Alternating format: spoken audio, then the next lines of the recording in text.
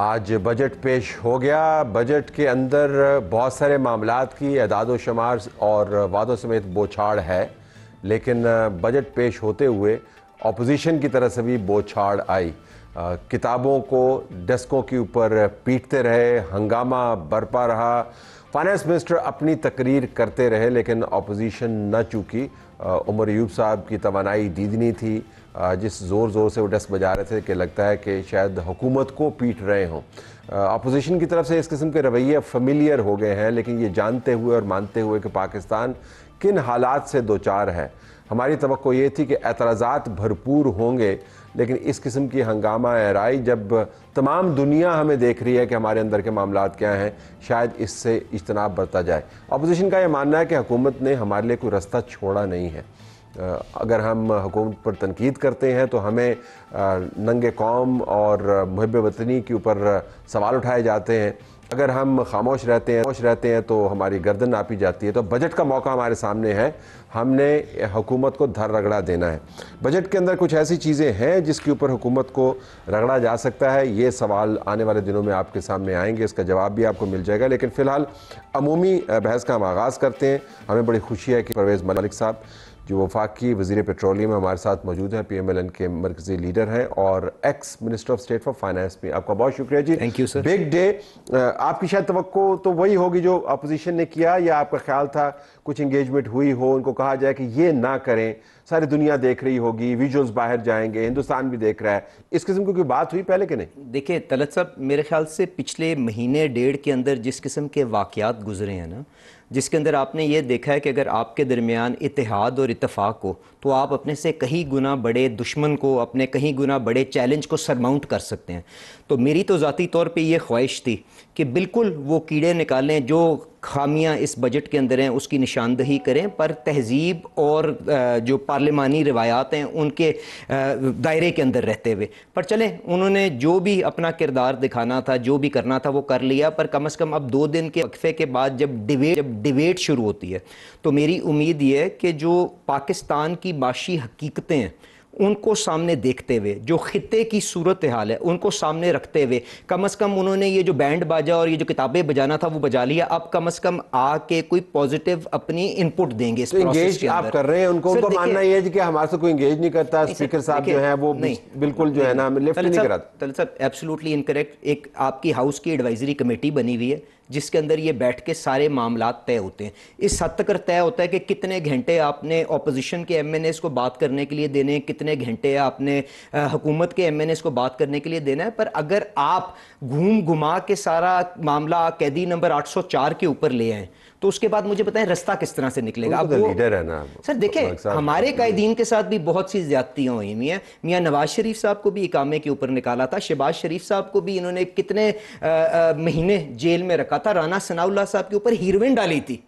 तो after that आपको मुल्क के जो अपने मफादात हैं उनको कहीं ना कहीं आके तो अपनी जाती सियासत से अलहदा करना पड़ेगा ना, उनको कोई ना कोई नहीं पड़ेगी। आज जिस किस्म के चैलेंजेस आपके सामने हैं, मुझे बताएं क्या ये रवैया ठीक है? चलें, हमने भी पास्ट के अंदर बहुत से ऐसे काम किए होंगे जिनके ऊपर आज शायद हमें भी नदामत हो, पर कहीं तो ये प्रोसेस करेक्शन का शुरू होगा ना। तो क्या जंग के बाद, हिंदुस्तान के हमले के बाद, $300 मिलियन के जहाजों के हमले के बाद, जिनको हमने $20 मिलियन, $30 मिलियन के जहाजों से गिराया, क्या उससे भी हमने कोई सबक नहीं सीखा? तो कम से कम इन चीजों के ऊपर तो इत्तेहाद और इत्तेफाक कायम लेकिन आपको ख्याल है कि दो दिन के बाद शायद आपकी उम्मीद ये है आपकी उम्मीद ये है, बिल्कुल होता है नहीं होता है, ज़्यादा बात है। बजट के ऊपर आ जाते हैं सर। हम जब बजट को देखते हैं तो ज़ाहिर है जो तकरीर हुई हमने वो भी देखी, उसके बाद हमने उसका मतन भी पढ़ा, फिर हमने रेवेन्यू साइड भी देखी।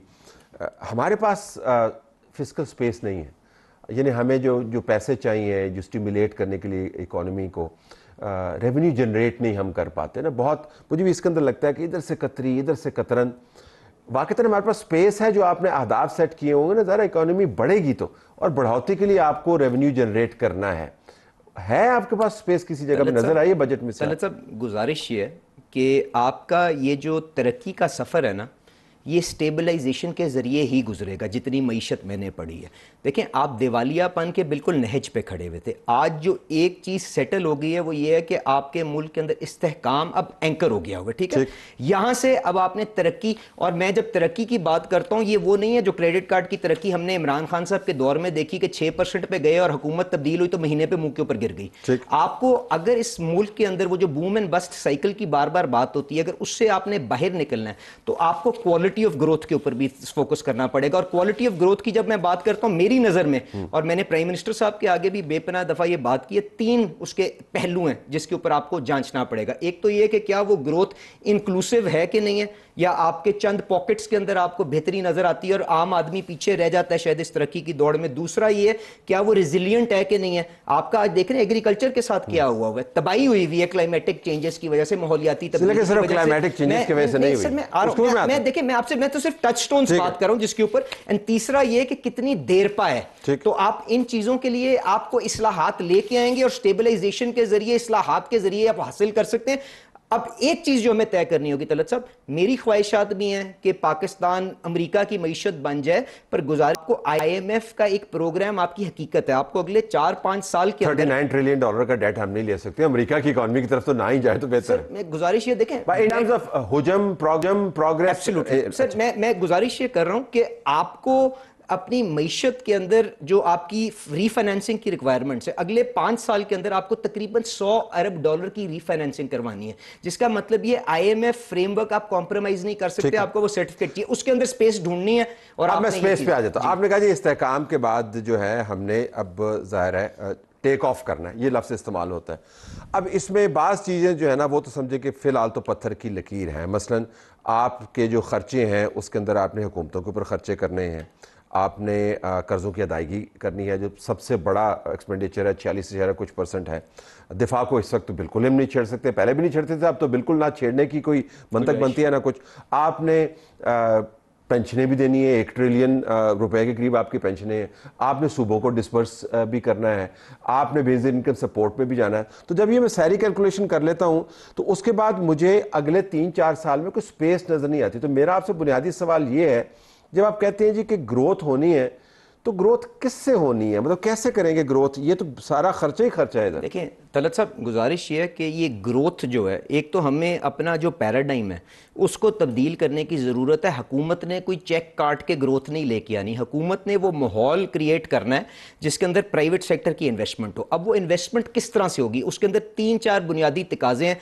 आपको टैक्सेशन के अंदर अगर आते हैं, जो आप रिसोर्स एनवेलोप की बात करें, उसके अंदर अब अनटैक्स्ड एंड अंडर टैक्स्ड सेगमेंट्स के ऊपर जाएंगे तो ये निज़ाम आगे चलेगा, वरना ये नहीं चलेगा। क्योंकि आपने देखा है 1 मिलियन के करीब तकरीबन लोग पाकिस्तान छोड़ के गए हैं और उन्होंने ये फैसला किया है कि ये हमें जो बोझ हमारी हैसियत से बढ़ के तनख्वाहदार तबके के ऊपर डला है, हमें काबिल कबूल नहीं है। जिसका मतलब ये रियल एस्टेट, आपको रिटेलर्स, इनके पीछे जाना पड़ेगा। और ये पहली दफ़ा है कि आप IMF का फ्रेमवर्क देखें कि शहबाज शरीफ साहब की कोशिश के एवज इन्फोर्समेंट के ऊपर IMF ने आपको तकरीबन 400 अरब की कंसेशन दी है कि वी आर कॉन्फिडेंट इनफ कि आप ये 390 अरब बड़ी अचीवमेंट है। सर देखें, आज बड़ी अचीवमेंट तो यकीनन नहीं है, क्योंकि हम जितना सहूलत देना चाहते हैं उतनी नहीं दे पाए। सिंबलिज्म ज़्यादा है। एब्सोल्युटली। तो आप यू आर मूविंग, आपको पहली दफा मिली है। आप टैक्सेशन की बात, टैक्सेशन पे आ जाते हैं। मैंने ये देखा है, आपने कहा कि जी लोग जा रहे हैं, बजट के अंदर भी ये लिखा गया कि लोग छोड़ के जा रहे हैं, फिर आपने उनके लिए कोई एहतमाम किया, आपने कहा जी के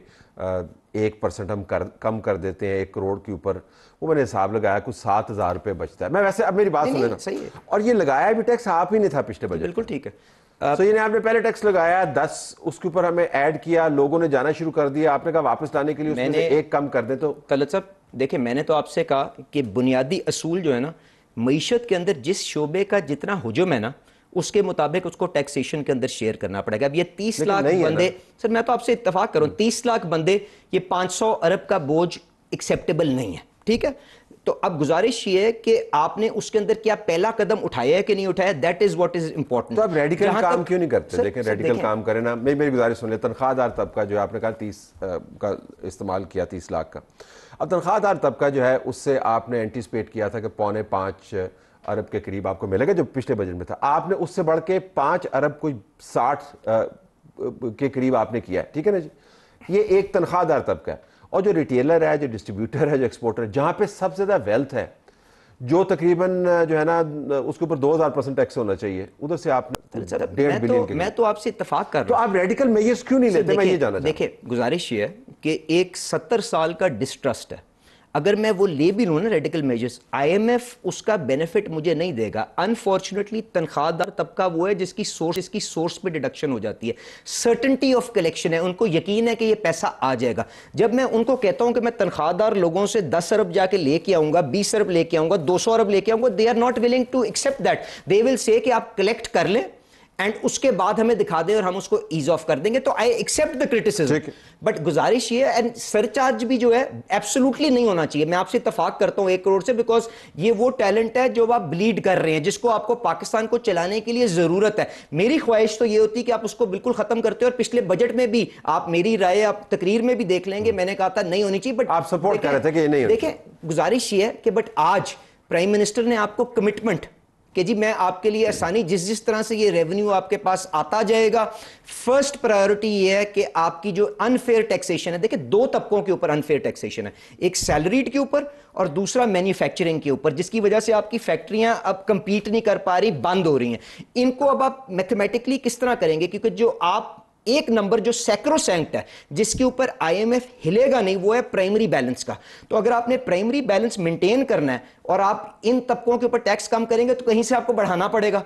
तो आपको जब तक रिटेल और रियल एस्टेट और जो लोग अंडर टैक्स एंड अनटैक्स हैं, अब उनके पीछे जाना होगा, वरना ये निजाम नहीं चलेगा। उसके लिए हमने क्या किया, मैं आपने अपने इब्तिदाइये में बताया, I was minister of state और फाइनेंस, वहां पे हमने जो विद होल्डिंग टैक्स की रजीम थी, उसमें फाइलर नॉन फाइलर के ऊपर हमने वो 50,000 लोग जो नॉन फाइलर थे और होलसेलर थे, उनका शिनाख्ती कार्ड, उनका डेटा माइनिंग करके वो प्रेस कॉन्फ्रेंस करके दिखाया। अब मुझे उम्मीद है, I have a slightly different responsibility, कि उसके ऊपर अब हम प्रोसिक्यूट करेंगे। देखें, ये एक कानूनी तकाजा है जिसमें आपको नोटिस सर्व करना है, उसके बाद उनको कानूनी चाराजोई करनी है, अमाउंट कलेक्ट करनी है। बट आई एक्सेप्ट दिस कि उनको टैक्स किए बगैर आप ये टैलेंट ब्लीड करने को नहीं रोक सकते, और ये वो आपका सरमाया है। फेयरनेस भी देखिए, इंसाफ भी नहीं, हॉरिजॉन्टल इक्विटी का असूल है। आपके बजट का जो 5वां प्रिंसिपल है वो यही है जिसका आपने जिक्र फरमाया, तो वो आप उस पर भी इंप्लीमेंट नहीं कर पाए। लेकिन आप कह रहे हैं कि आपने एक स्टेप ले लिया। आई विश के 1% वाला फिर ना ही करते, 7,000 मैंने 1 करोड़ पर कमा के क्या करना है। बट आई टेक देखिए, एक ये बिल्कुल ऊपर की तो मैंने आपके accept, but the way income tax works is कि जी आपको नीचे की सारी स्लैब्स की अलाउंस भी मिलती है। अब आपने जो इसकी 1 लाख रुपए महीने की तनख्वाह है, उसकी टैक्स की आधी कर दी। अब वो अमाउंट के अंदर बहुत छोटा है, 5,000 से उसको 2,500 रुपए या 2,500 रुपए से 1,200 रुपए की टैक्स कर दी है, बट दैट्स अ 50% रिडक्शन। अगली स्लैब जो 12 लाख से 22 लाख की है, 15 से 11% कर दी है, इसका भी बेनिफिट आगे जाना है। उसके बाद जो उससे अगली है, उसके अंदर भी 4-5% का आपको स्लैब है। इट इज नॉट क्या कहते हैं मेजर अमाउंट। उधर से लेके आप जो है, आप उधर से सरकारी मुलाजमीन की तनख्वाहें भी बढ़ा रहे हैं।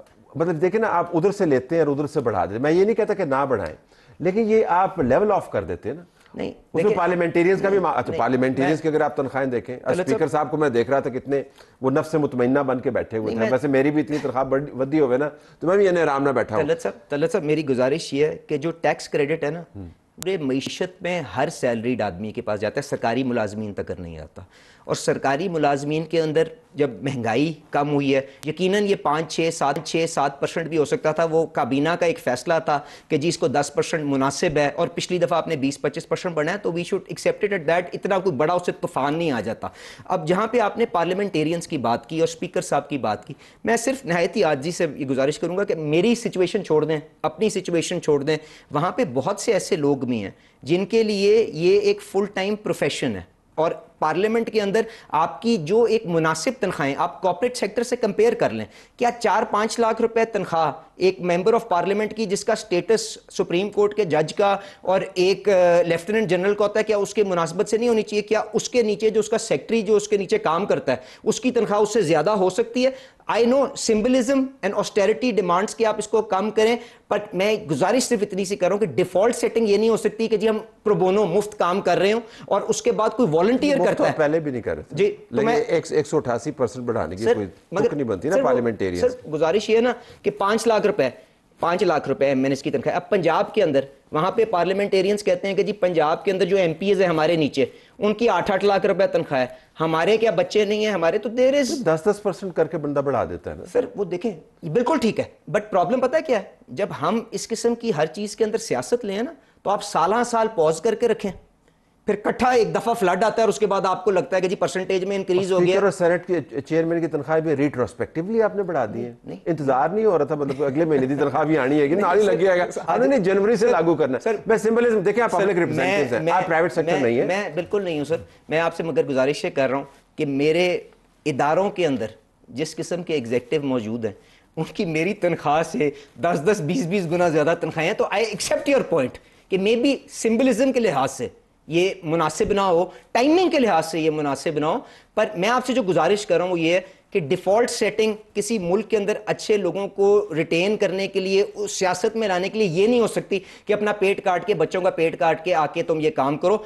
आप अगर कोई साहिब हैसियत आदमी हो तो वो वॉलंटियर करके ना सैलरी विड्रॉ करे। प्राइम मिनिस्टर साहब तनख्वाह नहीं लेते, वो अपनी डोनेट कर देते हैं। सारी बहुत से लोग हैं आपके चैनल के जो साथी हैं, हमारे भाई है, वो वहां पर तनख्वाह नहीं लेते। तो it is a personal choice, but default setting ये नहीं कर सकते। मेरी सिर्फ इतनी गुजारिश है। बिल्कुल आखिर में अगर मैं आपसे पूछूं, जो क्रिटिकल सवाल है जो अगले महीनों और सालों में बड़ा अहम हो जाएगा, आपने रेवेन्यू जनरेट करना है और आपने गवर्नेंस करनी है, इसके अंदर बजट के अंदर बड़ा एक हैवी एम्फेसिस है।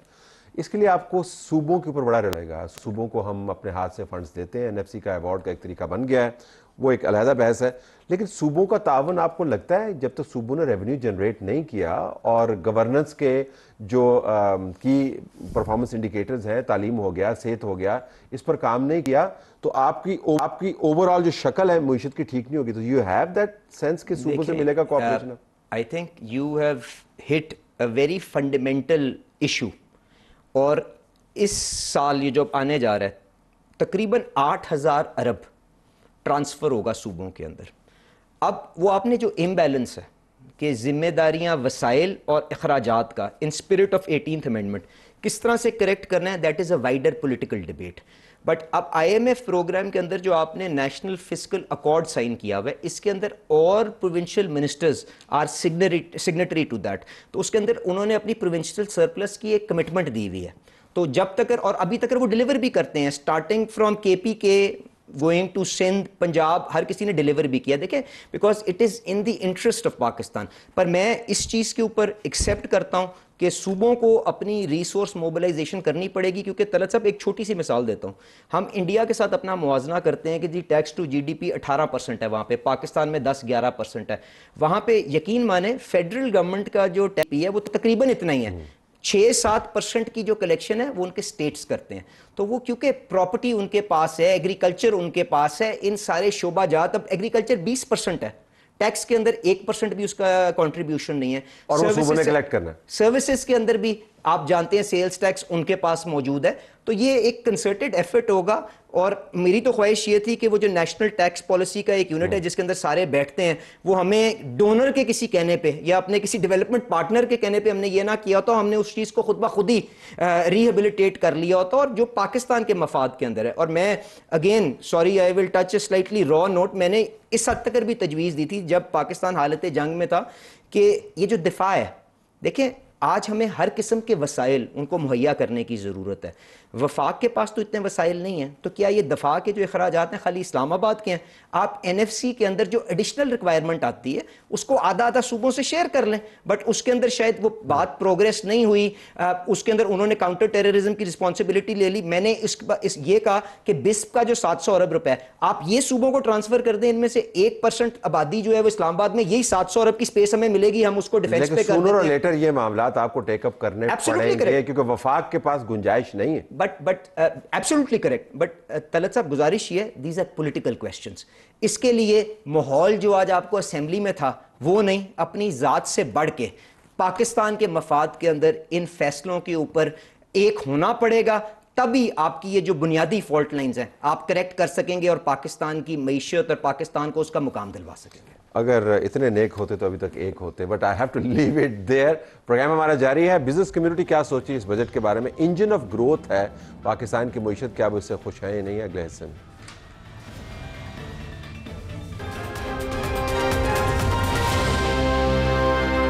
नाज़रीन, हुकूमत के नुमाइंदगान ने तो वही बात करनी है जो फाइनेंस मिनिस्टर ने कर दी कि बजट इससे बेहतर इन हालात में नहीं हो सकता। लेकिन जिन लोगों ने इस मईशत को खींच कर चलाना है अपने ज़ोर बाजू, उनमें से एक हिस्सा बिज़नेस कम्यूनिटी का है जो इज्तमाही तौर पर मुख्तलिफ़ अजला में और सूबों में चेंबर्स के ज़रिए रिप्रेजेंट होते हैं। तो हमारे पास सदर हैं Islamabad chamber of commerce and industry Nasir Qureshi sahab, उनका बहुत शुक्रिया, स्टूडियोज़ में मौजूद हैं। फैसलाबाद के chamber of commerce and industry को रिप्रेजेंट कर रहे हैं बतौर सदर रेहान नसीम साहब, उनका भी शुक्रिया। मियाँ अबूज़र शाद साहब सदर Lahore chamber of commerce and industry और जावेद बलवानी साहब सदर Karachi chamber of commerce and industry हमारे पास मौजूद हैं। आप दोनों का भी बहुत शुक्रिया। तो हमारे पास ये अहम तरीन चेंबर्स, दूसरे भी अहम हैं लेकिन फ़िलहाल एक सैम्पल के तौर पर अगर आप लें तो अहम तरीन लोग मौजूद हैं। तो अगर मैं क्विकली आप सब से एक एक मिनट में फ़ीडबैक ले लूँ। नाज़िर साहब, स्टार्टिंग विद यू, बजट के तो बहुत सारी बातें की जाती हैं लेकिन अगर आपको बजट में से कोई उम्मीद अफजा चीज़ नज़र आई कि ये डिफरेंट है पिछले साल से, तो क्या होगी? बिस्मिल्लाहिर्रहमानिर्रहीम, thank you very much for having me. In fact budget तो हर साल तकरीबन एक जैसे ही होते हैं। मेरा ताल्लुक़ इंडस्ट्री से है, तो इंडस्ट्री के लिए तो कोई ऐसी खुशाइन बात नहीं है क्योंकि हम एक्सपेक्ट कर रहे थे कि इंटरेस्ट रेट सिंगल डिजिट पे जाएगा। हम एक्सपेक्ट कर रहे थे कि बिजली की कीमत मज़ीद नीचे आएगी। आईपीपीज़ जो रह गई हैं उनके साथ रिवाइज़ होंगे मुआहदे। तो लार्ज स्केल मैन्युफैक्चरिंग और ओवरऑल मैन्युफैक्चरिंग सेगमेंट के लिए ये कोई इतनी उम्मीद अफजा चीज़ नहीं है, टू बी वेरी ऑनेस्ट। बाकी कंस्ट्रक्शन इंडस्ट्री क्योंकि 50 दूसरी इंडस्ट्री को चलाती है, उसके लिए बड़ी हौसला अफजा बात है। बड़े अच्छे उनको पैकेज दिए गए हैं और इस्लामाबाद की जो स्टैम्प ड्यूटी है वो भी कंस्ट्रक्शन इंडस्ट्री को सपोर्ट करेगी। तो ओवरऑल आई थिंक इन हालात में, मौजूदा हालात में जो हमारे पास है उसको ऊपर नीचे करके यही तरतीब बनती थी। जो हमारे पास है रेहान साहब, उसको ऊपर नीचे करके यही तरतीब बनती थी। तो ये ऊपर नीचे होकर तरतीब बनी है या इसके अंदर से कोई तरकीब भी नज़र आती है आपको? जी बड़ा सच्ची बात बताएं तलत भाई, जिस तरह हमें उम्मीदें ज़्यादा लग गई थी क्योंकि पहली बार हिस्ट्री में हुआ था कि जो वज़ीर ख़जाना साहब हैं उन्होंने फैसलाबाद चैम्बर भी और बाकी चैम्बर्स का भी विज़िट किया और हमें पहली बार एक यकीन दहानी कराई गई कि आपकी बजट तजावीज़ को हम शामिल करेंगे। और उन बजट तजावीज़ के अंदर मेरा शहर टेक्सटाइल का शहर है, एग्रीकल्चर का शहर है और यहाँ बहुत सारी इंडस्ट्री आपको पता है पिछले चंद सालों में बंद हो गई, बल्कि बंद नहीं होगी, स्क्रैप हो गई। और उसकी मेन वजह बिजली का रेट, एनर्जी कॉस्ट जिसकी हम बात करते हैं, और मार्कअप्स रेट थे। और हम बड़ी इस बार पुरुमीद थे, चूँकि प्राइम मिनिस्टर साहब से जब भी मीटिंग हुई वो भी इस पर फोकस थे कि पाकिस्तान की अगर इंडस्ट्री को चलाना है, पाकिस्तान के एक्सपोर्ट्स को बढ़ाना है, तो इस रेट पर, अब कमी के बाद भी इस रेट पर आपकी ना एक्सपोर्ट्स चल सकती है ना आपकी इंडस्ट्री चल सकती है। आज बैंक के मार्कअप के अंदर 22 से 11 आ गया, बड़ी खुशाइन बात है, लेकिन 11 जमा अगर उसके अंदर हम स्प्रेड करते हैं 2 से 3% का, तो 14% के अंदर स्टिल इंडस्ट्री नहीं चल सकती। जबकि आपकी कंपटीटर जो मुल्क हैं, हिंदुस्तान है या वियतनाम है या चाइना है या बांग्लादेश है, जहाँ पर 5 से 6% का मार्कअप रेट है, जहाँ पर बिजली का रेट 8 सेंट है। तो हमने जब कंपैरेटिव करना है और मुकाबला करना है तो हमें भी बिजली का रेट कम से कम 8 से 9 सेंट, जिसका हमें वज़ीर-ए-आज़म साहब ने खुशखबरी भी सुनाई थी। और आज हम बड़े पुरुमीद थे कि आज के बजट में 2 चीज़ें तो लाजमी हम एक्सपेक्ट कर रहे थे होंगी। नंबर 1 कि बिजली के रेट के अंदर अनदर कमी की बात करेंगे। उन्होंने पुरानी कमी की तो खुशखबरी सुनाई कि ये कर दी गई, लेकिन क्या 65 रुपये की बिजली अगर आज 42 रुपये है तो हम कंपैरेटिव कर सकते हैं, मुकाबला कर सकते हैं बाकी मुल्कों के साथ जहाँ पर 8 सेंट की बिजली है। आज 12-13 सेंट की बिजली कभी भी 8 सेंट की बिजली का मुकाबला नहीं कर सकती।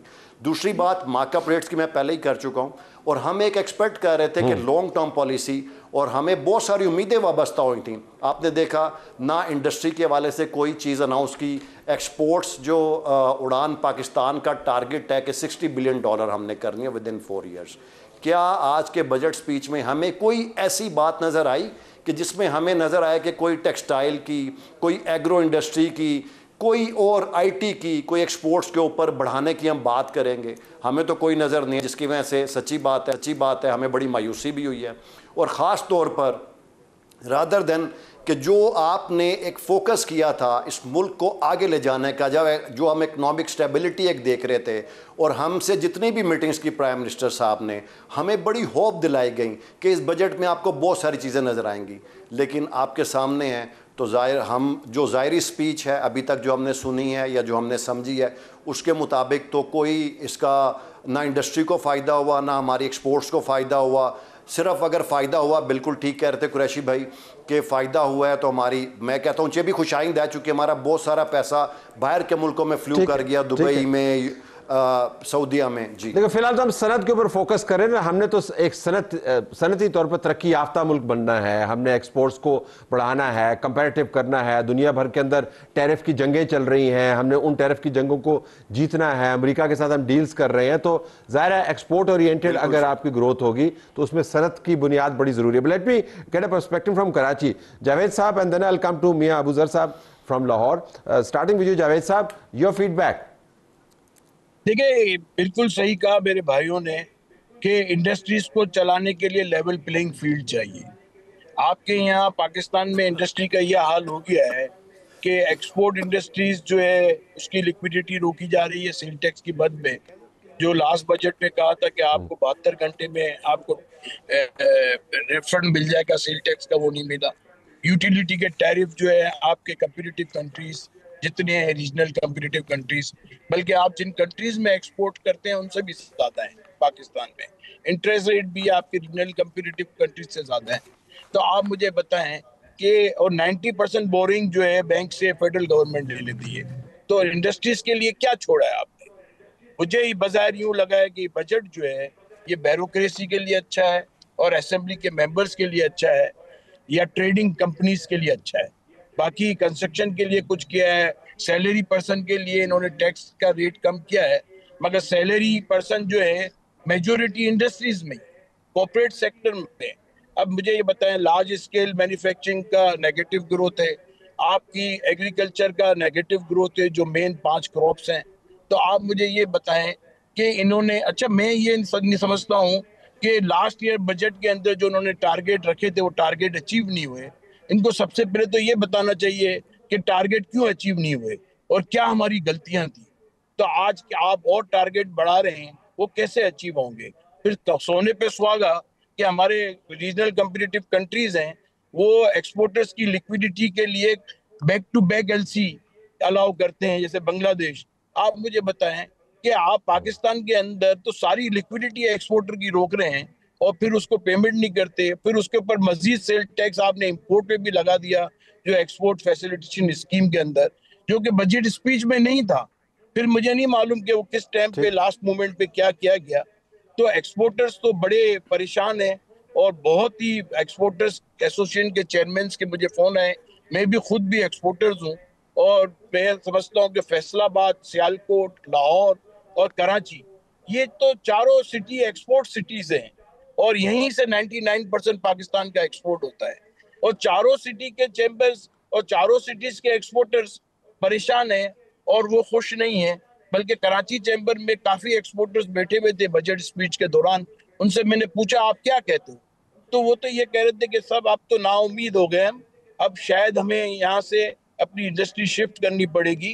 तो ये बहुत बुरी बात, बुरा होगा पाकिस्तान से अगर इंडस्ट्री शिफ्ट होगी तो अल्लाह खैर करेगा। हम इंडस्ट्री देती है।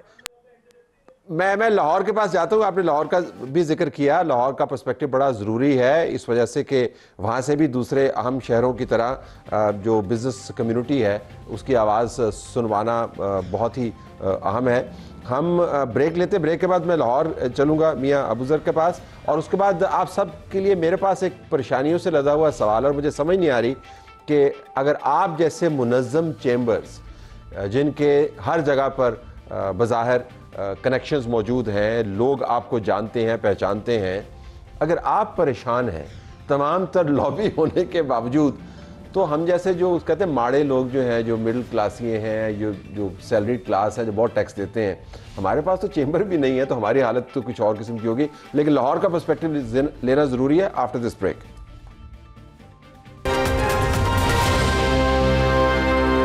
प्रोग्राम में खुशामदीद नाज़रीन। बजट के ऊपर हम रिफ्लेक्शंस ले रहे हैं मुख्तलिफ और अहम तरीन पाकिस्तान के चैम्बर्स के सदूर से।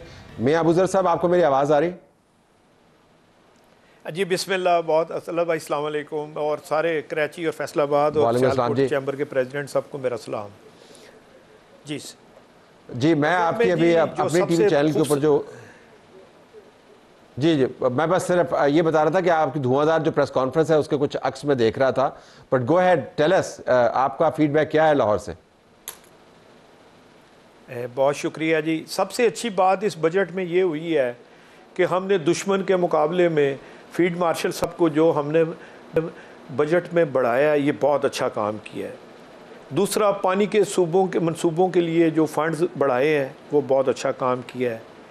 हमारा मुतालबा था कि टैक्स रिटर्न को आसान कर दें, बहुत अच्छा काम किया है। हमारा मुतालबा था कि फाटा पाटा को टैक्स नेट में लाया जाए, 10% लगा दिया, बहुत अच्छा काम किया। हमने कहा कि आपने टेक्सटाइल को 18% धागे के ऊपर एग्जम्पशन दे दी है, गलत काम किया था, वो उन्होंने लगा दिया, बहुत अच्छा काम किया। हमने कहा सोलर इंडस्ट्री के ऊपर सेल टैक्स लगना चाहिए, आपने लगा दिया, बहुत अच्छा काम किया। 45 सरकारी महकमे और अदारे जम कर दिए जाएंगे, वो भी बहुत अच्छा काम किया। जायदाद की ट्रांसफ़र पे आपने बहुत अच्छा काम किया। मगर मेरा एक मसला ये है, जहाँ मैं अड़ गया हूँ, वो ये है कि 50,000 ड्यूल नेशनल जो हैं वो सारी की पोस्टों पे बैठे हैं। वो मोइन कुरैशी की तरह आएंगे, अपना थैला उठाएंगे और चले जाएंगे।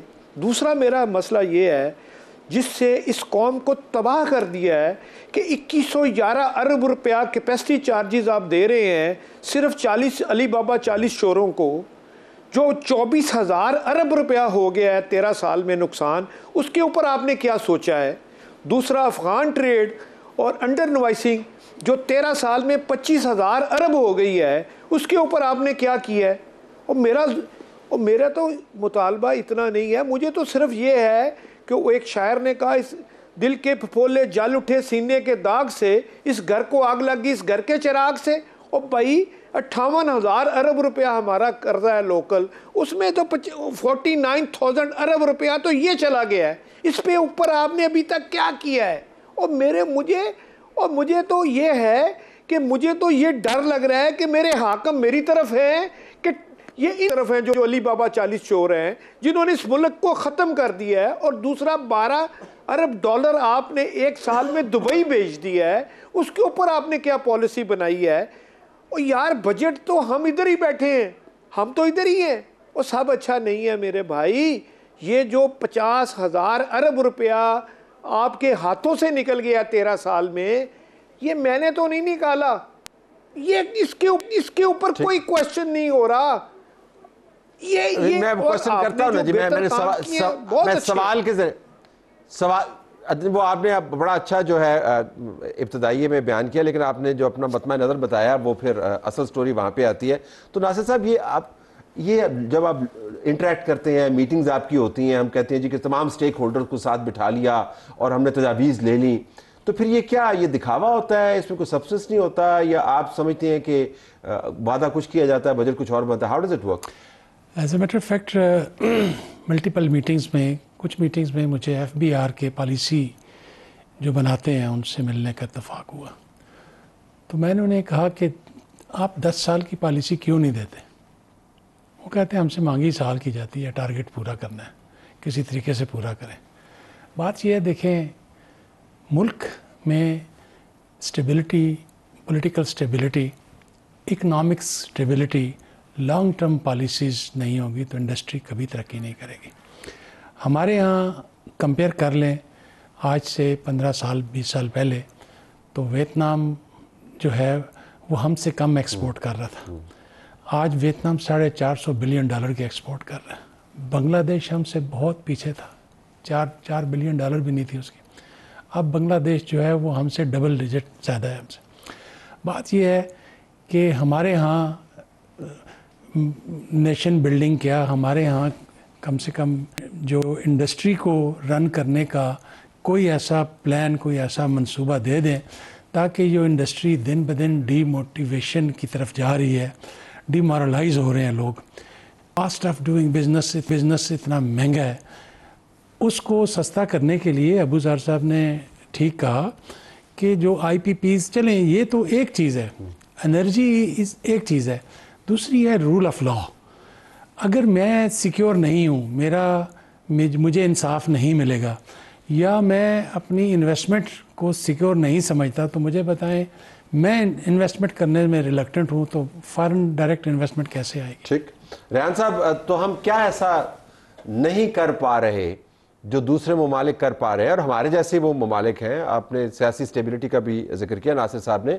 अब बांग्लादेश के अंदर इससे बड़ा टर्मोइल आपने मॉडर्न हिस्ट्री के अंदर नहीं देखा होगा। मुल्क भी बच गया लेकिन टर्मोइल इतना बड़ा हुआ, बाकी जिन ममालिक में टर्मोइल आते हैं वो मुल्क टूट जाते हैं।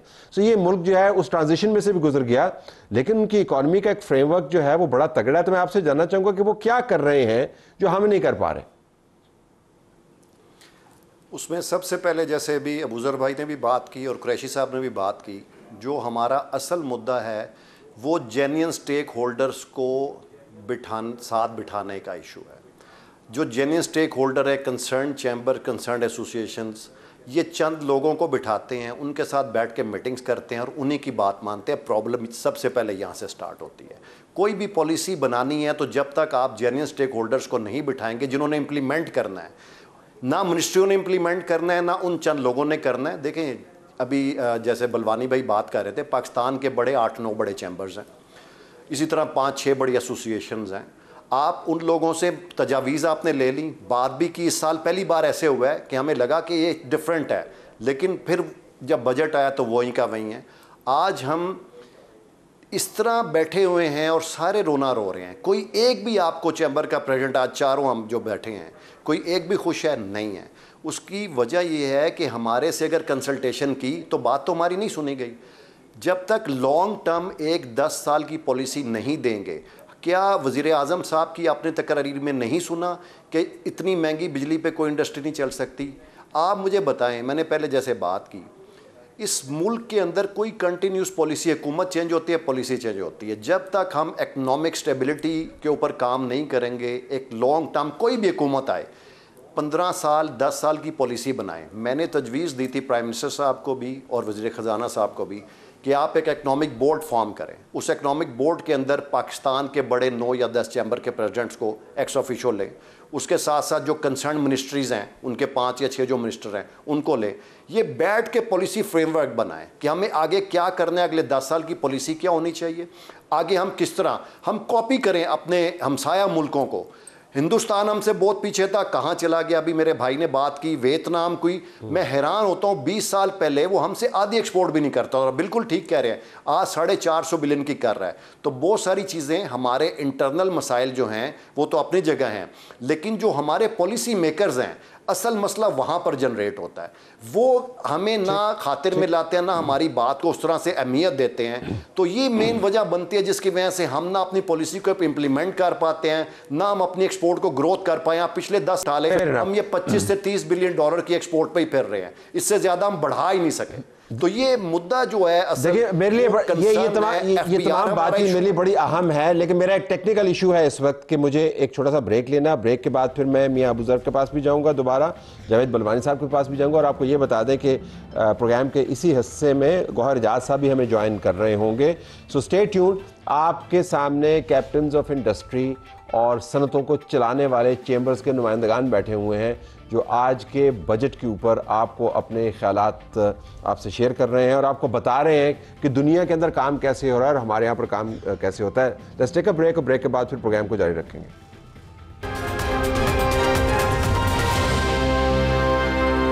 नाज़रीन, हुकूमत के यहाँ बजट की बड़ी धूम है, लेकिन हर कोई इस बजट पर झूम नहीं रहा। बाज़ लोग जो हैं वो बहुत परेशान हैं, और ये आम लोग नहीं हैं, ये पाकिस्तान की सनतों को चलाने वाले हैं, मुख्तलिफ इंडस्ट्रीज़ को रिप्रेजेंट करते हैं। वो बजट के ऊपर अपनी रिफ्लेक्शंस शेयर कर रहे हैं। तो हमारे पास सदर Islamabad chamber of commerce industry मौजूद हैं, सदर Faisalabad chamber of commerce industry मौजूद हैं, लाहौर चैम्बर के सदर मौजूद हैं, कराची चैम्बर के सदर मौजूद हैं, बिल तरतीब नासिर कुरैशी साहब, रेहान नसीम, मियां अबूज़र और जावेद बलवानी साहब। और इसी प्रोग्राम के हिस्से में हमें ज्वाइन करेंगे एजाज गौहर साहब भी, जो केयर टेकर हुकूमत के अंदर फाइनेंस मिनिस्टर भी थे। तो ज़रा जावेद साहब, मैं आपके पास वापस आऊँगा। सवाल मेरा वही है कि इतना इतना सब्सटेंस रखने के बावजूद, इतनी लॉबिंग कैपेसिटी रखने के बावजूद, इतनी तंजीम रखने के बावजूद ये कौन से पॉलिसी मेकर्स हैं जिनको आप समझा नहीं पाते? देखिए, पाकिस्तान के अंदर सबसे बड़ा प्रॉब्लम क्या है, ये सभी मेरे भाइयों ने बात की कि टेक्सटाइल पॉलिसी पाकिस्तान में बनी और टेक्सटाइल पॉलिसी आज तक इम्प्लीमेंट नहीं हुई।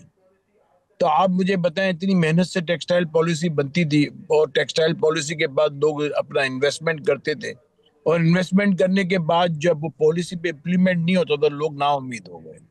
और आपके यहाँ से कई दफा फ्लाइट ऑफ कैपिटल हुआ है। वो फ्लाइट ऑफ कैपिटल जब ही होता है कि आपके मुल्क के अंदर पॉलिसी के ऊपर इम्प्लीमेंट नहीं होता। तो पॉलिसी की पर इम्प्लीमेंट देखे ना, FBR जब कहता है कि आपको रिफंड हम 72 घंटे में देंगे, वो देते नहीं है। तो लोग, अब हमारे एक एक्सपोर्टर हैं, टॉप 10 एक्सपोर्टर्स के अंदर हैं पाकिस्तान के। पाकिस्तान की जितनी टोटल एक्सपोर्ट्स जितनी सेक्टर्स करते हैं उसमें से टेक्सटाइल सेक्टर के लोग ज्यादा टॉप 10 या टॉप 20 में है। अब उसके अंदर एक एक्सपोर्टर है जिसका सबसे बड़ा अमेज़न के अंदर सेल करता है वो, और कराची के अंदर एक्सपोर्टर है यूथोपिया के नाम से। वो मुझे कह रहा है कि मेरे 3.5 अरब रुपए सेल टैक्स के रिफंड में फंसे हुए हैं। अब आप मुझे बताएं, वो सारे डेफर में डालें, तो आप मुझे बताएं जब लिक्विडिटी नहीं होगी एक्सपोर्टर के पास तो काम कैसे करेगा? बड़ी बड़ी बातें होती हैं कि आपको हम रिफंड दे देंगे, आपको ये कर देंगे। आप बांग्लादेश की एक्सपोर्ट क्यों बढ़ी है? बांग्लादेश में बैक टू बैक LC है, आपको रीफाइनेंस की जरूरत ही नहीं है, वो back to back LC refinance ही है। तो आपकी लिक्विडिटी नहीं रुकती, वहां फौरन लिक्विडिटी मिल जाती है। फिर यूटिलिटी टैरिफ की, जैसे बिरहान भाई ने बात की, आपका यूटिलिटी टैरिफ वियतनाम और सबसे ज्यादा है। आप लेवल प्लेइंग फील्ड ही नहीं देंगे, आपकी पॉलिसी के अंदर कंसिस्टेंसी नहीं होगी, पॉलिसी आपकी जो बनती है उस पर इम्प्लीमेंट नहीं होगा, तो आपके मुल्क का एक्सपोर्ट कैसे बढ़ेगा? इंडस्ट्रीज कैसे लगेगी? आप मुझे बताएं, फाइनेंस मिनिस्टर खुद कह रहे हैं कि लोकल इन्वेस्टमेंट करने वाले लोग इन्वेस्टमेंट नहीं कर रहे पाकिस्तान में। इसका मतलब क्या है कि वो दुबई में चले जाते हैं, UAE में इन्वेस्टमेंट कर रहे हैं, सऊदीया में इन्वेस्टमेंट कर रहे हैं, पाकिस्तान में क्यों नहीं कर रहे? अपने मुल्क में किसको इन्वेस्टमेंट करने का शौक नहीं होता? कोई मजबूरी होती है जब भी वो मुल्क से बाहर जाते हैं।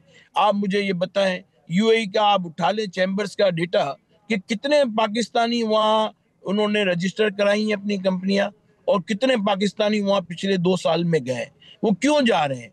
इसका मतलब देखो, साइबेरियन बर्ड्स कराची पाकिस्तान में क्यों आती है? साइबेरियन बर्ड्स को एनवायरनमेंट पाकिस्तान का अच्छा लगता है, जब बर्फबारी होती है तो वो पाकिस्तान की तरफ आती है। तो जहाँ का एनवायरनमेंट अच्छा होगा, आज UAE के अंदर जितने इंडस्ट्रियल स्टेट लग रहे हैं वहाँ पाकिस्तानी जाके इंडस्ट्री इसलिए लगा रहे हैं कि उनका यूटिलिटी टैरिफ 10 साल के लिए फिक्स होता है, टैक्स जो है 10-12 साल के लिए फिक्स होता है। ये जो आपने मिसाल देते हैं, ये जो आपने इस्तारा इस्तेमाल कर दिया ना माइग्रेटरी बर्ड्स का, ये बड़ा ज़बरदस्त इस्तारा आपने इस्तेमाल किया। तो हम इसी को लेके अबूजर साहब के पास चलते हैं। आपका हम शुक्रिया अदा करते हैं। अबूजर साहब, आपके साथ भी मियाँ लगा हुआ है और आप बैठे भी लाहौर के अंदर हुए हैं, तो मियाँ अगर मियाँ को ना समझा सके तो फ़ायदा क्या हुआ? तो वैसे तो अल्लाह मियाँ भी अल्लाह मियाँ ही है, वो भी अल्लाह मियाँ भी अल्लाह मियाँ ही कहते हैं, ऐसी बात नहीं है। वो कहते हैं अल्लाह मियाँ ना बन, बंदा बन। मसला है हम बंदे नहीं बन रहे। आलो वालिया 22 साल से इंडिया का प्लानिंग कमीशन का चेयरमैन है और यहाँ पे हर तीसरे महीने आप बदल देते हैं।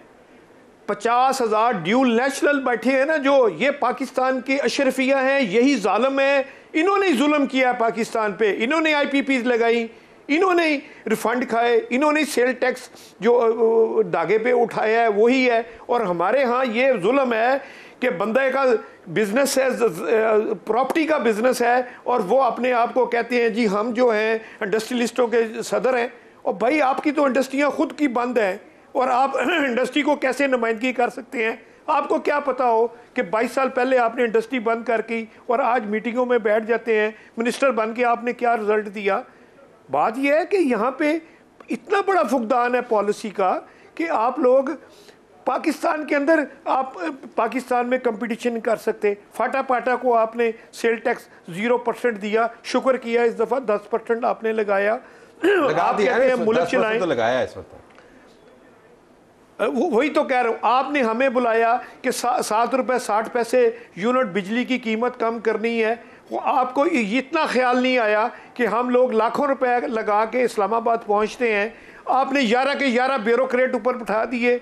हमें सिर्फ तालियां बजाने पे बुला लिया कि आए तालियां बजाएं कि हमने 7 रुपये बिजली कम कर दी है। और भाई 2111 अरब रुपया बिजली का फिक्स चार्जेस कौन दे रहा है? कैपेसिटी चार्जेस, मुल्क तबाह हो गया है। 24,000 अरब रुपया आपका कैपेसिटी चार्जेस में चला गया। अब तक 25,000 अरब रुपया आपका अंडर इनवॉइसिंग और आपका अफगान ट्रेड और ईरानी तेल बेचने पे हो गया है। आप छोटी सी दुकान पे IOP सिस्टम लगा रहे हैं 10 बाई 10 की।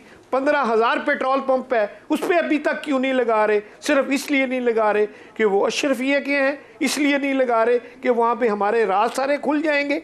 और बाबा पाकिस्तान चलाना है कि नहीं चलाना? मैं तो IMF से कहता हूँ कि जो 200 अरब डॉलर पाकिस्तानियों का बाहर पड़ा है और जो ड्यूल नेशनल है, पूरी दुनिया में कोई ड्यूल नेशनल उस मुल्क में ना ब्यूरोक्रेट बन सकता है, ना बिजनेसमैन बन सकता है, ना MPA बन सकता है, ना सदर बन सकता है चैम्बर का। हमारे यहाँ सदर भी जो चैम्बरों के हैं वो भी ड्यूल नेशनल हैं कई, और हमारे यहाँ कई जो पॉलिसी मेकर हैं वो सारी तकरीबन ड्यूल नेशनल हैं। इवन तो मैं ये कहता हूँ कि हमारे वजीर ख़जाना साहब भी ड्यूल नेशनल हैं। और भाई आप ड्यूल नेशनलिटी के ज़रिए काम करना चाहते हैं कि 24 करोड़ अवाम को भूखा मारना चाहते हैं? 3 साल पहले 37% गुर्बत थी, आज 45% गुर्बत हो गई है। 11 करोड़ बंदा बेरोजगार हो गए, गुर्बत की सतह से नीचे ज़िंदगी गुजार रहा है। आप कहते हैं बजट बहुत अच्छा है। और भाई बजट उनके लिए होता है जिनके घर दाने हैं, जिनके घर दाने नहीं है उसको बजट का लफ्ज़ का ही नहीं पता, वो कहता है बजट जा। अच्छा, बजट का मतलब है बजट जा। आपकी मुआवनत के लिए, आपकी और हुकूमत की मुआवनत के लिए एक मुआवन खुसूसी हैं बराए इंडस्ट्रीज एंड प्रोडक्शन, और आप ही के फील्ड से हैं हारून अख्तर। उनसे हम बात कर लेते हैं। हारून साहब ने अभी PM से मिलने के लिए भी जाना है। हारून साहब अस्सलाम वालेकुम। जी अस्सलाम वालेकुम तलत, क्या हाल है? आप खैरियत से हैं? जी मैं तो ठीक ठाक हूँ, लेकिन बजट को उधेड़ के रख दिया है चेंबर के सदूर ने यहाँ पर। वो तो बिल्कुल नाखुश हैं। वो तो कहते हैं जी कि बस कुछ नहीं है इसके अंदर। पता नहीं आपने कुछ बातें सुनी है नहीं सुनी, तो ये आपका क्या ख्याल है? चेंबर की तरफ से जो आवाजें उठनी है आप तक पहुंची होंगी। इसको एनालाइज कर लेते हैं ना। मैं इन सबको जानता हूँ, सबसे मिला हुआ हूँ। देखिए आज से साल पहले क्या हालत थी और किस तरह हमारे ट्रेड डेफिसिट की वजह से करंट अकाउंट डेफिसिट बैंक्रप्सी पे आया हुआ था, और हमारे प्राइम मिनिस्टर ने एक बड़ा मैच्योर और रियलिस्टिक फैसला किया कि हमारे पास सवाए IMF के जाने के और कोई ऑप्शन नहीं रही। उन्होंने ये फैसला किया और पूरी पाकिस्तान की इंडस्ट्री और कॉमन मैन एक पेन से गुजरा, मगर उस पेन का रिवॉर्ड तो मिला है ना। अब आप देख लीजिए कि मैक्रो इकोनॉमिक स्टेबिलिटी आपकी इस साल कितनी ज्यादा आ गई है। आपको कोई सोच सकता था पिछले साल के आपके पॉलिसी रेट जो है 22% से 11% हो जाएगा? कोई सोच सकता था कि आपकी इन्फ्लेशन 38% से 1.5% हो जाएगी? और अभी आपने देख लिया कि हमारा पिछले साल टारगेट इन्फ्लेशन का 12% था, which was also very aggressive because उससे पिछले साल 24% इन्फ्लेशन थी एवरेज एक साल की। तो we are ending up with 4.70%। हमने बिजली के रेट्स भी कम किए हैं, कॉर्पोरेट कुछ सेक्टर्स को रिलीफ मिली है, आपका स्टेबिलिटी आई है, और अभी इसका ट्रिकल डाउन इफेक्ट होना है। इस वक्त फिस्कल डेफिसिट आपका तकरीबन 5.6% पे खत्म हो रहा है। कितने साल बाद पाकिस्तान का फिस्कल डेफिसिट 5.6% पे आया है? ये 9% पे होता था। फिस्कल स्पेस हमारे पास आ गई है। we can go for a 6% growth, but we must not, because हमारी इस वक्त करंट अकाउंट की पोजीशन सरप्लस की तो है, but I do not think ये पोजीशन है कि अभी हम 6% ग्रोथ पे चले जाए। लिहाजा हमने अगले साल की ग्रोथ टारगेट 4.2% किया है। हाँ, इसके अंदर बहुत सारी चीजें ऐसी हैं जो वक्त के साथ बेहतरी की तरफ जाएंगी। पावर रेट्स हैं, गैस के प्राइसेस हैं, जिसकी वजह से कॉस्ट ऑफ प्रोडक्शन हमारी मैन्युफैक्चरिंग सेक्टर की ज्यादा हुई है, जिसकी वजह से हमारे एक्सपोर्टर्स की कॉस्ट डिसएडवांटेजेस हैं। बट आप ये देखिए कि एक revolutionary tariff policy prime minister ने आज एक्सेप्ट किया है, जिससे आपके टैरिफ बहुत कम हो जाएंगे। इसमें एक्सपोर्टर के रॉ मटेरियल्स का भी फर्क पड़ेगा, कॉस्ट ऑफ प्रोडक्शन कम होगी, और आपकी लोकल मैन्युफैक्चरिंग की भी कॉस्ट ऑफ प्रोडक्शन कम होगी, जो पास ऑन होगी कंज्यूमर। लेकिन हारून साहब कथा कलाम है, हारून साहब कथा कलाम है, जो आपका ऑडियंस है, जो आपका जी जो आपका ऑडियंस है, जो कैप्टन ऑफ इंडस्ट्री है। मैं अपने ऑडियंस की बात मैं सब ये मेरी कमेटीज में शामिल हैं। देखिए इस वक्त पावर रेट्स के मारे हुए, इंटरेस्ट रेट्स के मारे हुए बहुत ज्यादा सनतें दिवालिये के ऊपर हैं, या हो चुकी हैं या खड़ी हैं। उसके लिए हम इंडस्ट्रियल पॉलिसी लेके आ रहे हैं। इन सबको पता है कि मैं एक पॉलिसी प्राइम मिनिस्टर की विजन के मुताबिक रिवाइवल ऑफ 6 यूनिट्स की लेके आ रहा हूं। मैं एक protection from creditors in case of bankruptcy लेके आ रहा हूं। मैं हैरेसमेंट की जो चीजें थी पाकिस्तान के कानून में कुछ थोड़े गैप से, FIA की, नैब के, एंटी मनी लॉन्ड्रिंग एक्ट के, उन सबको मैं कवर कर रहा हूं। प्रोटेक्शन ऑफ इन्वेस्टमेंट की मैं बात कर रहा हूं। मैं इन्हीं के चेंबर में गया था, उन्होंने कहा था पाकिस्तानियों के पास पैसा है, बाहर जा रहा है, तो उसको रोके। उसके लिए इंसेंटिव्स लेके आ रहे हैं। जिनका बाहर पैसा है उनको अंदर लाने के लिए इंसेंटिव्स लेके जा रहे हैं। रियल एस्टेट के लिए आज पैकेज आया है, और कंस्ट्रक्शन का पैकेज। अब मुझे आपके जो आप sorry, I think I We lost are the, still in an IMF program. audio here. Talat, Haroon we साहब are के साथ still in दोबारा an हम connect IMF करेंगे। लेकिन in the program. meanwhile, Nasir साहब, तो किस जगह पे डिस्कनेक्ट है? वो तो जब बात करते हैं तो मुझे लगता है कि तमाम चीज़ें गोशगुजार कर चुके हैं, आप लोगों के सामने हैं, एक पूरा मैप मौजूद है। अभी इस्तेहकाम आएगा, इस्तेहकाम के बाद टेक ऑफ का होगा, पहियों पहियों हमने चलना है, छलांग नहीं लगानी है। वो कह रहे हैं तो हमने तो आपको लूप में रखा हुआ है। तो ये कहाँ पे मिसकम्युनिकेशन? ये बात सच है कि हारून अख्तर साहब ने बिज़नेस कम्युनिटी की बहुत अच्छी एडवोकेसी की। ये बात सच है। कैबिनेट में बैठ के, काबीना में बैठ के, हमारी मौजूदगी में प्राइम मिनिस्टर के साथ उन्होंने हमसे बेहतर हमारे मसाइल को, लेकिन हम जो बात कर रहे हैं वो आज के बजट की बात कर रहे हैं। जो आने वाले इकदाम हैं जिन पे हारून अख्तर साहब काम कर रहे हैं वो सुनने में बड़े खुशाइंद है। वो जब इम्प्लीमेंट हो जाएंगे उससे आम आवाम को, आम बिजनेसमैन को, आम इंडस्ट्रियलिस्ट को फ़ायदा पहुंचेगा। जब फ़ायदा पहुंचेगा तो फिर आप तारीफ कर देंगे। हम इंशाल्लाह तारीफ भी ज़रूर करेंगे।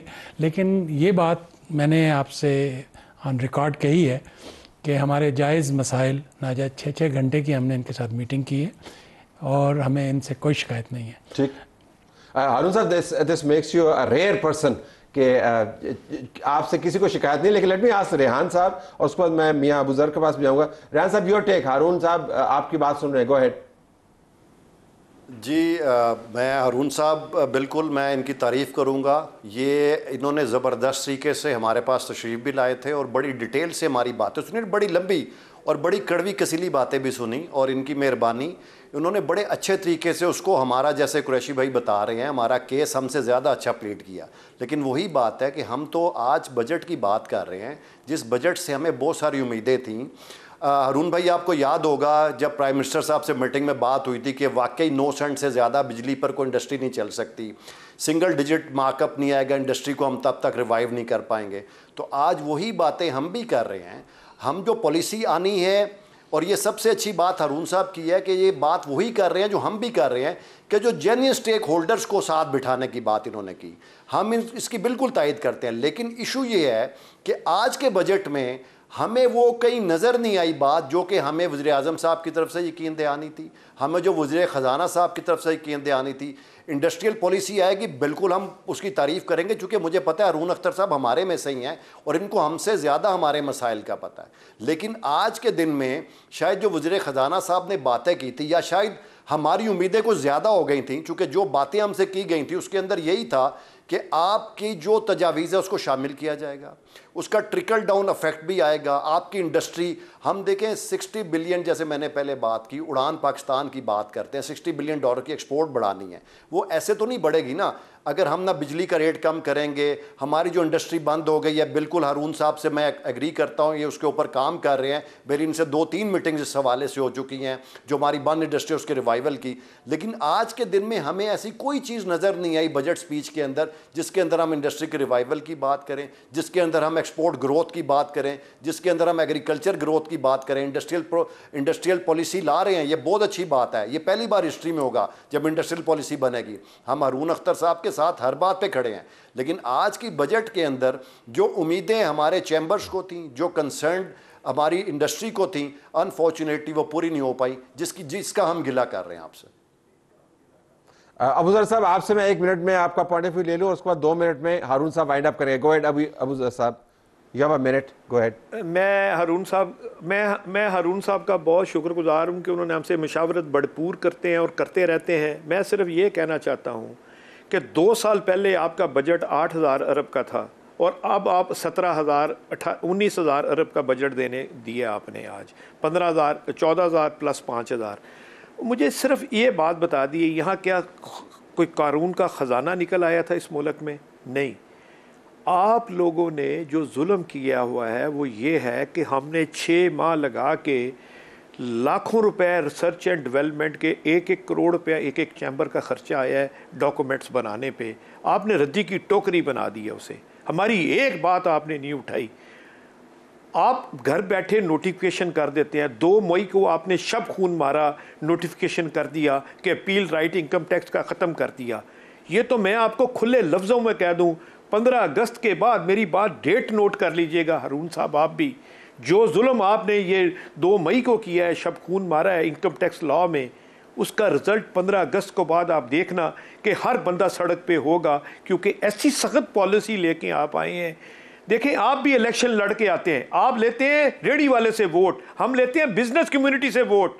लाहौर चैम्बर का प्रेसिडेंट 2 करोड़ की आबादी से इलेक्ट होता है और 2.5-3 करोड़ की आबादी से जाके कराची चैम्बर का प्रेसिडेंट इलेक्ट होके आता है। हमारे इलेक्शन इलेक्ट होके आने का क्या फ़ायदा गवर्नमेंट को कि आपने हमें रद्दी की टोकरी में ही फेंकना है? तो उसका कोई फ़ायदा नहीं आपसे मुशावरत करने का कि आपने हमें ठोक ही देना है। तो अगर आपने हमें ठोकना है तो ठोक लें। 12,000 अरब डॉलर एक साल में दुबई चला गया, 4200 कंपनियां वहां पे रजिस्टर्ड हो गई। Haroon sahab has to respond. I am sure आप ये तमाम जो जज्बात हैं ये कैरी करके वज़ीर आज़म के पास लेके जाएंगे। गो अहेड, बताइए। देखिए, जितनी इंटरैक्शन इस वज़ीर आज़म के साथ होती है कैबिनेट में, उतनी किसी की नहीं होती। ये बिजनेस कम्युनिटी इसकी गवाह है। नंबर 1, मैं अब सिस्टम में आया हूँ, 6 साल के बाद आया हूँ और मैं 2-3 महीने इधर रहा हूँ। जिस हालात में हम एक IMF प्रोग्राम में आए हैं, और ये याद रखिए ये वो प्रोग्राम है जो बीच में डिरेल हो गया था, लिहाजा इस प्रोग्राम की जो कंडीशंस थी वो बाकी तमाम प्रोग्राम से ज्यादा स्ट्रिंजेंट है। बहुत सारी चीजें मैं आपको यकीन दिलाता हूं जो प्राइम मिनिस्टर बहुत कोशिश करते रहे इस बजट में शामिल करने के लिए, कुछ तो हुई हैं आम आदमी के लिए, बाकी नहीं हो सकी।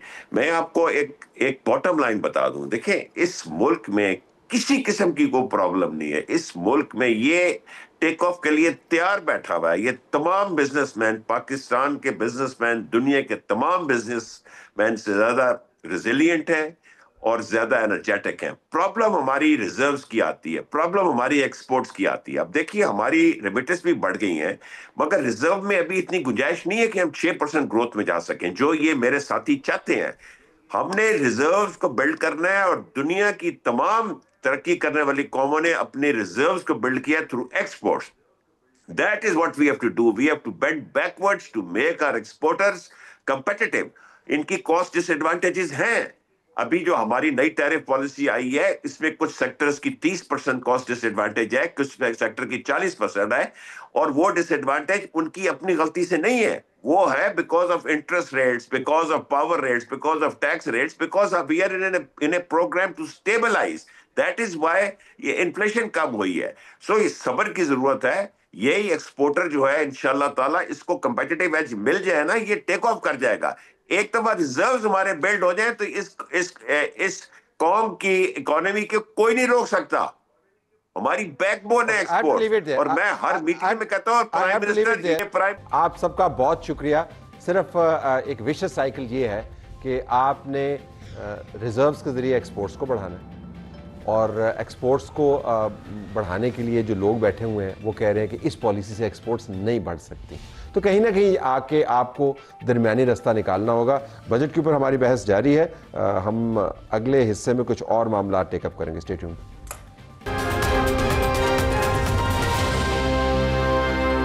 बजट के ऊपर जज्बात भड़के हुए हैं। अभी आपने chamber of commerce and industries के मुख्तलिफ सदूर की बातचीत सुनी, फैसलाबाद से, लाहौर से, कराची से, इस्लामाबाद से, और हारून अख्तर साहब जो वज़ीर आज़म के मुआवने ख़ुसूसी बराए इंडस्ट्रीज़ एंड प्रोडक्शन हैं, उनके साथ उनकी इंगेजमेंट भी देखी। आपको पता चलेगा कि पाकिस्तान के अंदर जो चैलेंजेस हैं वो क्या हैं और साथ साथ हुकूमत के साथ जो इंगेजमेंट है उसके अंदर मसाइल क्या हैं, इस पर सब इत्तेफाक करते हैं कि मुल्क की मुआशी जो पोटेंशियल है वो बहुत है, लेकिन ये पोटेंशियल जो है चाहे वो बजट हो या किसी पॉलिसी की सूरत में हो, उसका इजहार नहीं होता। हम सुनते चले आते हैं पाकिस्तान में बड़ा टैलेंट है, पाकिस्तान के अंदर बड़े वसाइल हैं, हमारे पास बहुत सारी मादनियात हैं, लेकिन वो कभी सामने नहीं आती। तो हम खुर्रम हुसैन से पूछते हैं, हमारे मुईशत हैं, कि खुर्रम ये बताइएगा कि ये जो पाकिस्तान के अंदर का पोटेंशियल है जिसको हुकूमत भी कह रही है कि हम बजट के ज़रिए स्टेबलाइज़ करेंगे और उसके बाद ग्रोथ हमारी बहुत ज़बरदस्त हो जाएगी और हमने इसको $1 ट्रिलियन की इकॉनमी बना देना है, आपने तमाम अहदाफ देखे हैं, तो आज के बजट के अंदर आपको ये विजन कहीं पे नज़र आता है? हुकूमत तो कह रही है कि जी हमने बड़ा विजन दिखाया ये बजट प्रेजेंट करके। Go ahead. नहीं Talat, vision is the one thing I think जो इस बजट में एब्सेंट है बिल्कुल। यहाँ पे आपको मैं कुछ एग्जांपल्स दे दूँ कि सैलरीड लोगों के ऊपर जो टैक्स का बोझ है वो हिस्टोरिक हाई अभी पहुँचा हुआ है, और काफ़ी एक्सपेक्टेशन थी कि इस बजट में आके कुछ उसमें रिलीफ मिलेगी, कि ये टेम्प्रेरी बात थी सिर्फ, लेकिन कोई काबिल ज़िक्र चीज़ नहीं मिली उसमें। जो ब्रेकडाउन्स अभी मैं देख रहा हूँ ये नज़र आ रहा है कि सबसे ज़्यादा कोई 7 या 8 या 9 हज़ार रुपये फ़ी महीना रिलीफ मिल रही है हाईएस्ट टैक्स स्लैब्स ब्रैकेट्स में, और जिन लोगों की 3.5 लाख रुपए पर मंथ से कम तनख्वाह है उनको तो उससे भी कम। टीचर्स के लिए रीबेट होया करती थी एक, टीचर्स एंड प्रोफेसर्स के लिए, उसको विथड्रॉ कर दिया गया है, यानी कि उसको ऑफिस टैक्स ईयर 2025 में ख़त्म कर देंगे, तो उनका भी अब मज़ीद 25% और टैक्स बर्डन जो है वो इंक्रीज़ हो जाएगा। इसके साथ साथ हमने देखा है कि बिजनेसेस के ऊपर जो टैक्सेस का बोझ था उसको तो कम नहीं किया जा रहा, अलबत्ता कस्टम्स ड्यूटीज़ में कुछ रिडक्शंस आई हैं जिसकी अभी हम लोग डिटेल्स देख ही रहे हैं, क्योंकि उसमें हज़ारों किस्म की कस्टम्स लाइन को इंडिविजुअली आइडेंटिफाई किया गया है और उनके लिए कम ड्यूटी रेट्स एप्लीकेबल नोटिफाई किए गए हैं। तो अब उसका जो इम्पैक्ट होएगा वो आई थिंक जो कंसर्न्ड इंडस्ट्रीज़ हैं उनके लोग ही बता सकेंगे, और आई थिंक वो इन्फॉर्मेशन सामने आने में कुछ दिन लगेंगे। रियल एस्टेट वालों को कुछ रिलीफ मिल गई है यहाँ पे, जो चीज़ बिल्कुल समझ में नहीं आ रही।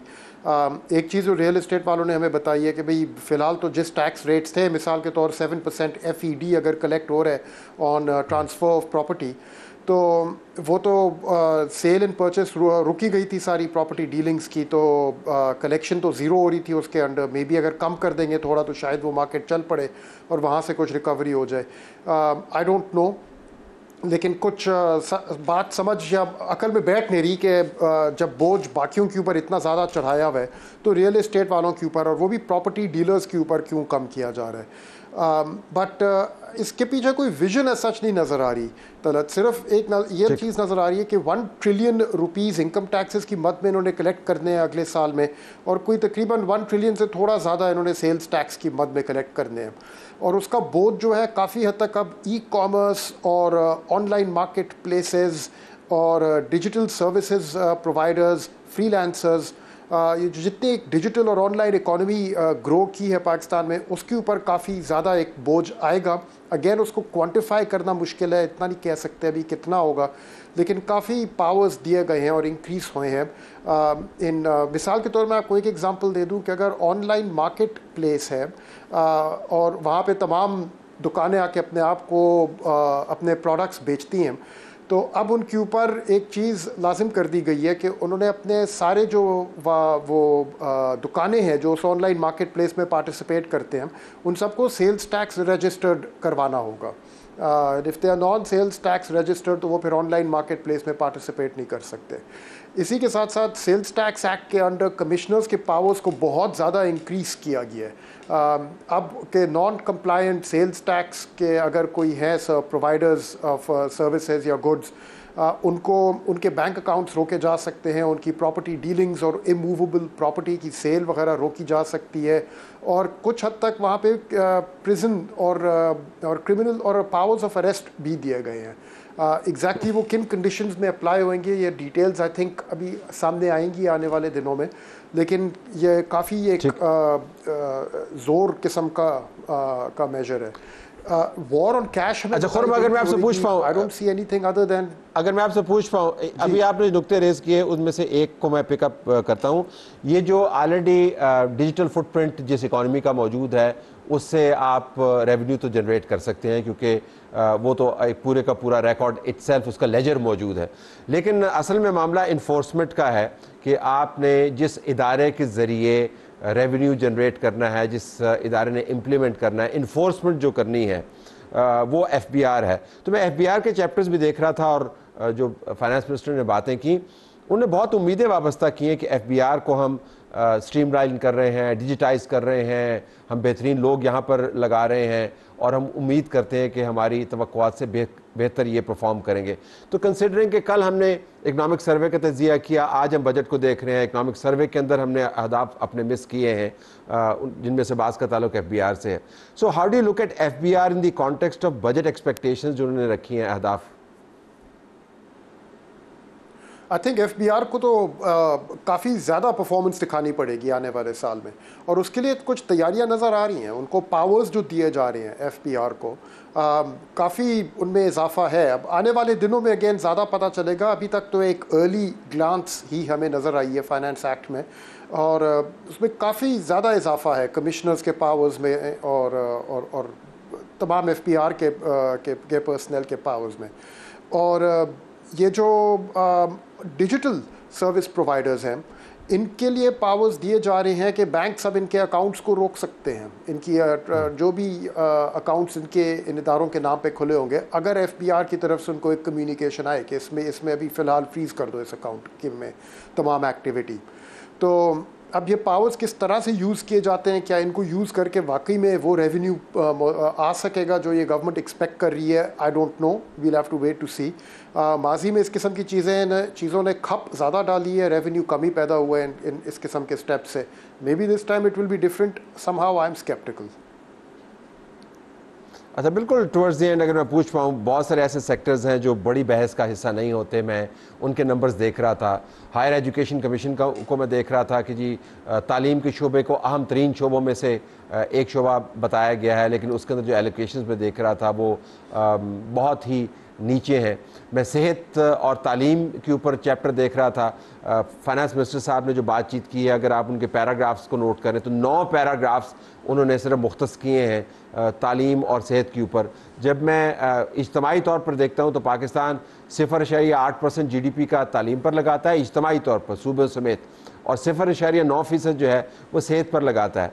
तो ना आपकी हायर एजुकेशन पर तवज्जो है, ना तालीम पर तवज्जो है, ना सेहत पर तवज्जो है। And then we want to talk about inclusive development. तो ज़रा मैं आपका व्यू उसके ऊपर जानना चाहूँगा। जी, आई थिंक जो एक्चुअल तवज्जो, बाकी सारी बातें हैं तलत, जो एक्चुअल तवज्जो है वो सिर्फ रेवेन्यू पे है। दो चीज़ें होती हैं जो हमारे इकोनॉमिक मैनेजमेंट में सिर्फ काउंट करती हैं, एक रेवेन्यूज़ है और दूसरा फॉरेन एक्सचेंज रिजर्व्स, डॉलर्स। तो असली तवज्जो सारी इन चीज़ों में होती है, और वहाँ पे भी रेवेन्यू कलेक्शन पे ज़्यादा ज़ोर होता है। रेवेन्यू की बेस ब्रॉडनिंग या उसमें पार्टिसिपेट किस तरह से इंक्रीज़ करें, यहाँ पे सिर्फ बातें रह जाती हैं।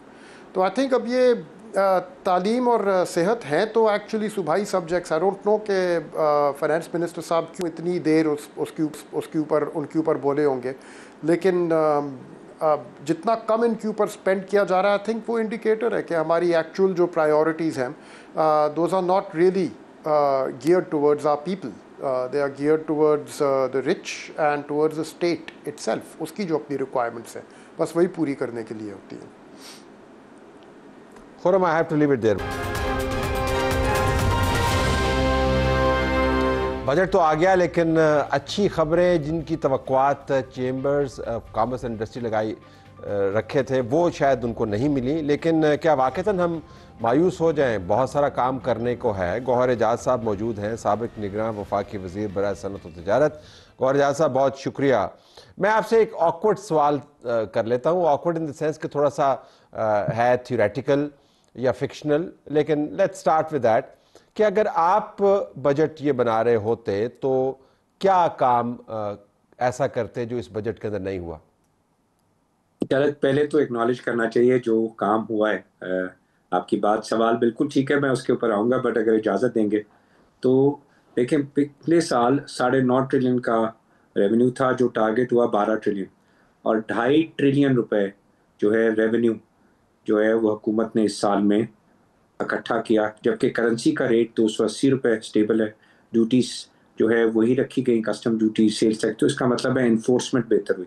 तो FPR उसकी टीम को मुबारक है, और हमारे फाइनेंस मिनिस्टर और उनकी टीम को भी मुबारक है कि वो एक बहुत बड़ा ये स्टेप है कि 25% प्लस की revenue growth with stable currency जो है वो मुल्क में लेके आना। तो ये सबसे बड़ा पॉजिटिव है। दूसरा पॉजिटिव अगर आप ये देखें कि 22% का सूद था पिछले साल, आज 11% का है।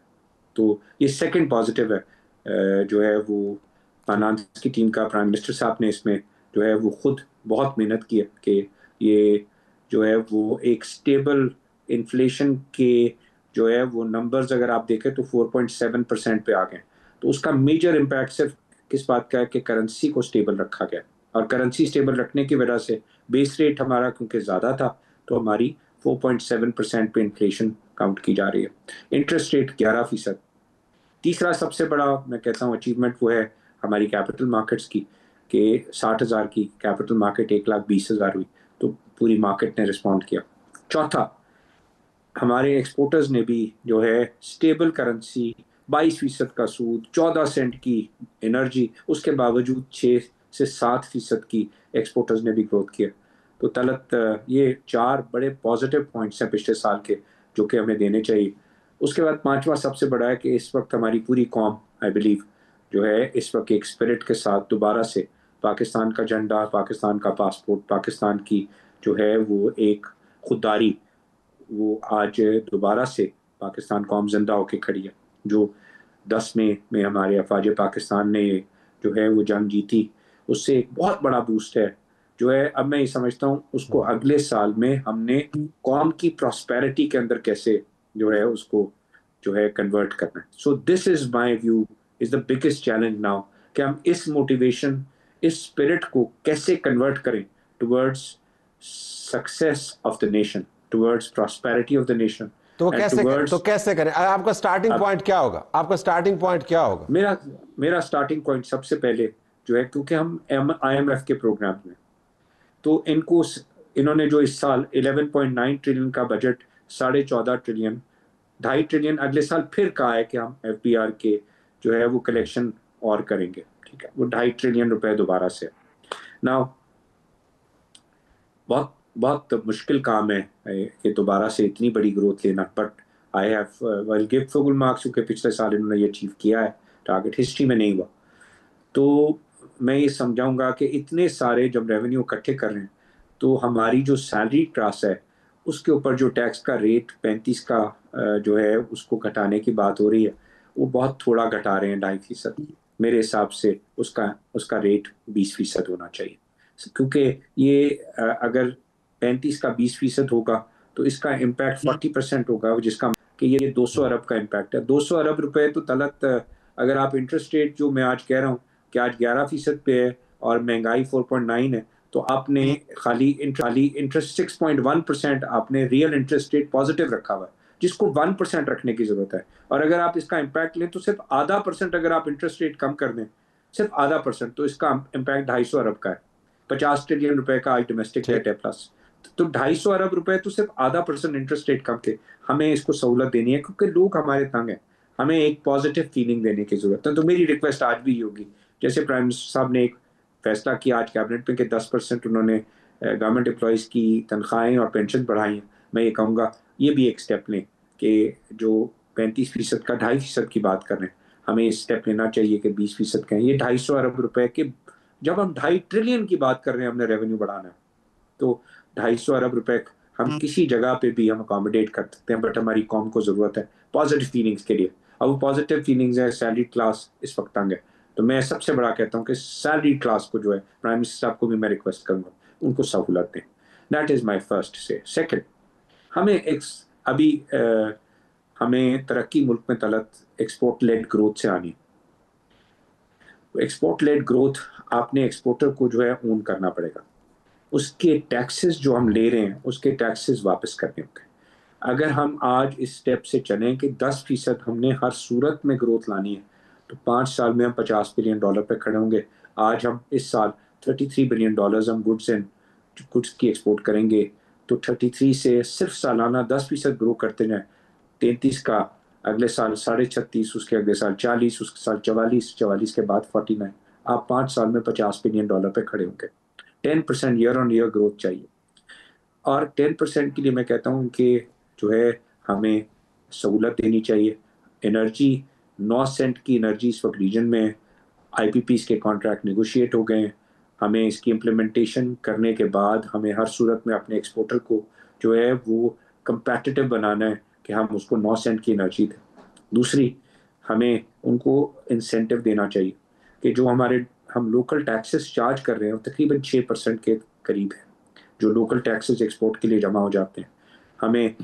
हम ये कंडीशन डालें कि जो 10% ग्रो करके आएगा तुझे 6% हम तेरे जो है वो लोकल टैक्सेस वापस कर देंगे, राइट। तो एक बहुत बड़ा इंसेंटिव पाकिस्तान के लिए भी होगा कि हम 5 साल की पॉलिसी दें कि हमने 30 से 50 की तरफ जाना है, और हम उसके लोकल टैक्सेस, ताकि हम उसको कंपेटिटिव बनाए दुनिया में, क्योंकि हम उन पे टैक्सेस लगा के हम उनके सिर्फ हाथ बांध रहे हैं। काम तो कर रहे हैं लेकिन वो काम कर रहे हैं बगैर किसी मार्जिन के या बड़े छोटे मार्जिन पे। आज जब आपने उनके ऊपर टैक्सेशन पूरी कर दी है, 50% से ऊपर का टैक्स लगा दिया अगर प्रॉफिट कर रहे हैं, बहुत अच्छी बात है। मैं तो हमेशा कहता रहा हूँ टैक्स हमारी इनकम पे होना चाहिए, लेकिन कंपैटिटिव करें, क्योंकि पाकिस्तान का solution is through export led growth. तीसरा जो आप कहेंगे कि आज सबसे बड़ा मैं समझता हूँ इस सारी बात में, वो ये है कि हमें अपनी जो मुल्क में 5 ट्रिलियन रुपए का आज भी हमने कहा है कि हमने डेफिसिट फाइनेंसिंग है, और हम वो डेफिसिट फाइनेंसिंग जो है वो बैंक बोरोइंग के थ्रू हम पूरी करेंगे। अपनी जो डेफिसिट फाइनेंसिंग है उसका 6.5 ट्रिलियन का एस्टिमेट दिया कि हम बैंकों से बोरो करेंगे। मेरा पॉइंट ऑफ व्यू है कि इसमें हमें अपने आप को मैनेज करने की ज़रूरत है कि 6.5 ट्रिलियन रुपए क्यों बैंकों से बोरो करके हम जो है वो अपना फेडरल गवर्नमेंट हुकूमत चलाए। हमें अपनी चादर को जो है वो अपने हिसाब से चलना होगा। हर साल डेट बढ़ाने से, कर्जा बढ़ाने से काम नहीं चलता, ठीक है। तो सबसे बड़ा खर्च कौन सा है? ठीक, सूद का है। अगर ये सूद आज 6% पे ले आए तो 6% का सूद का मतलब है 2.5 ट्रिलियन की बचत सिर्फ ये एक हेड से कर सकते हैं। तो 2.5 ट्रिलियन की बचत करना जो है 1 ट्रिलियन की SOE का नुकसान है। एक SOE को सारी को प्राइवेटाइज, वो उस नुकसान को ख़त्म करें। अगला पॉइंट ये जो है 2.5 ट्रिलियन का गैप इसके बाद रहता है। मैं कहता हूँ कि 2.5 ट्रिलियन रुपए आपको जो आपकी रिटेल की सर्विसेज सेक्टर है, आपने उसके ऊपर और एग्रीकल्चर पर टैक्स लगाने की जो है कोशिश की है लेकिन लगाया नहीं। हमें उसको लगाने की भी ज़रूरत है और उसको इम्प्लीमेंट करने की भी ज़रूरत है कि ताकि हम तमाम लोग I'm sorry, but I have to leave it there. I have to leave it there. Your 3 points are very well made. 3 points are very well made.